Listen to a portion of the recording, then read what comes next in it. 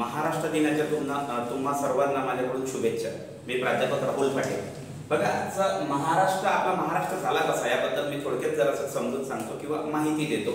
बघा, 1956 मध्ये फाजल अली आयोग बनला होता। काय त्याला कमिशन म्हणू शकता तुम्ही, काय म्हणता? 1956 ची गोष्ट आहे, केव्हाची आहे? 1956। आता याला भाषावार प्रांत रचनेनुसार झालं होतं। काय नुसार होतं हे? भाषावार प्रांत रचनेनुसार। कशानुसार?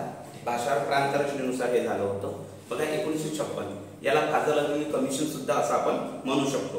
ओके, किंवा पुनर्रचना साठी हा तयार करण्यात आलेला होता। त्यानंतर बघा, हे 1956 ला झाल्यानंतर मग याच्या आधारावर म्हणजे हे भाषेच्या आधारावर बनलेलं आहे सर्व। काय राज्य बनले होते? काय बनलं होतं? राज्य। आणि हे सर्व राज्य कशाच्या आधारावर? भाषेच्या आधारावर। भाषेच्या आधारावर। आता मग भाषेच्या आधारावर पहिलं राज्य बनलं होतं आपलं। पहिलं राज्य कसं? पहिले राज्य। आता ते पहिलं राज्य बनलं होतं आपलं आंध्र प्रदेश। कोणतं? आंध्र प्रदेश। हे भाषेच्या आधारावर पहिलं राज्य बनलं होतं आपलं आंध्र प्रदेश। मग कालांतराने काय झालं? भाषेच्या राज्य बनत गेले। पहिलं बनलं राज्य आंध्र प्रदेश, सर्वांना अनेक राज्य बनत गेले।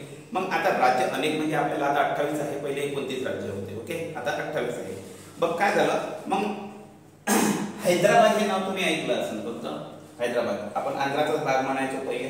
ओके, हैदराबाद। या हैदराबादामध्ये काय झालं होतं? मराठी भाषिकांचे काय झालं होतं? मराठी भाषिकांचे जिल्हे होते। या मराठी भाषिकांचे म्हणजे मराठी आपले जिल्हे होते। यामध्ये 5 जिल्हे होते। किती होते? मराठीचे जिल्हे किती होते? 5।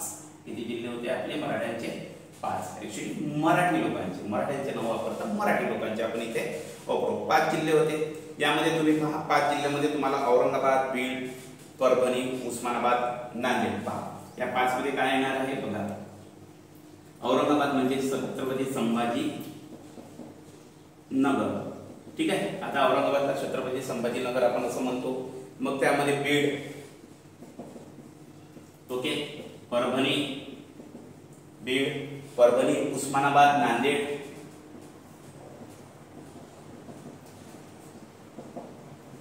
नांदेड म्हणजे हे हैदराबाद संस्थानात सपोज आपले किती जिल्हे होते? 5 जिल्हे हे बनलं होतं। त्यानंतर आपल्याकडे होतं मध्य प्रांत एक भाग अजून। ओके, मध्य प्रांत कोणता? आता या मध्य प्रांतामध्ये ओके मराठी म्हणजे विदर्भाचा भाग म्हणू शकतो आपण। याच्यात 8 जिल्हे होते। किती जिल्हे होते आपले? 8। ओके, 8 जिल्हे होते मराठी लोकांचे। किती? 8 जिल्हे होते। मग या मराठी लोकांचे 8 जिल्हे, त्यामध्ये बघा मग आपण जो आपला विदर्भाचा म्हटला बरोबर बुलढाणा।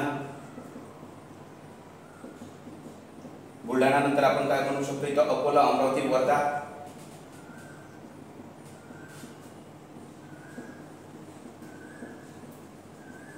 वर्धा। मग नागपूर, भंडारा,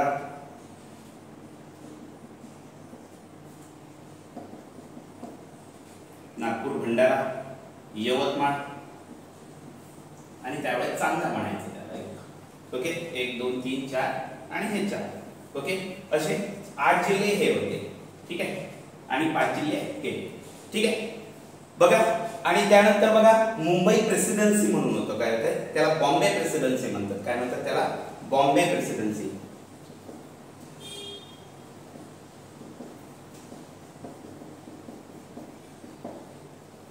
बॉम्बे प्रेसिडेन्सी काय म्हटलं जातं त्याला? बॉम्बे प्रेसिडेन्सी।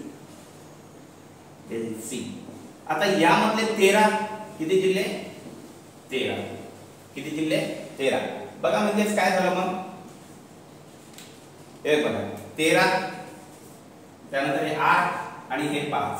बघा 5 आणि 8 13 आणि 13 आणि 13 26। बघा 5 अधिक 8 अधिक 13, 13 आणि 13 26। तुम्हाला माहित असेल 26 जिल्हे होते जेव्हा महाराष्ट्र वेगळं झालं। पण याच्या अगोदर तुम्हाला जरा असं बोलायचं आहे। बघा मग हे काय झालं? यापासून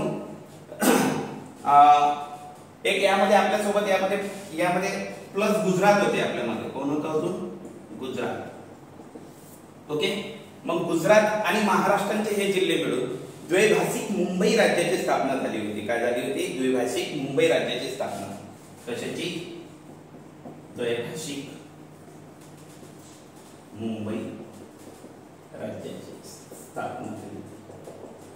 काय झाली होती, द्वैभाषिक मुंबई राज्याची काय झाली होती, स्थापना झाली होती. आता द्वैभाषिक मुंबई राज्याची स्थापना झाल्यानंतर काय झालं होतं पुढे जाऊन, आता सरळच आहे, महाराष्ट्राचे जिल्हे पाहले 26 सपोज. ओके, हे जे भेटले आपल्याला हे मराठी आणि भाषिक, हे गुजराती. तसंही आजकाल महाराष्ट्र आणि गुजरातचं पटून निघायला सध्या तुम्हाला माहित आहे. हा वाद पहिले होता, मग इथं काय झालं, वाद चालू झाला. काय झाला, वाद चालू झाला. काय झाला होता इथं, वाद चालू झाला.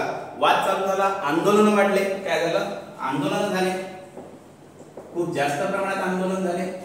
मग आंदोलन होता होता काय झालं इथं, मग लोकांचे बलिदान. मग आपल्या इथं 106 जणांनी हुतात्मा केला त्यांचा. ओके, बलिदान काय झाला, बलिदान झालं. आणि बलिदान झाल्यानंतर मग गुजरात वगळला गेला, म्हणजे गुजरात काढण्यात आला, गुजरात वगळला. आणि मग महाराष्ट्र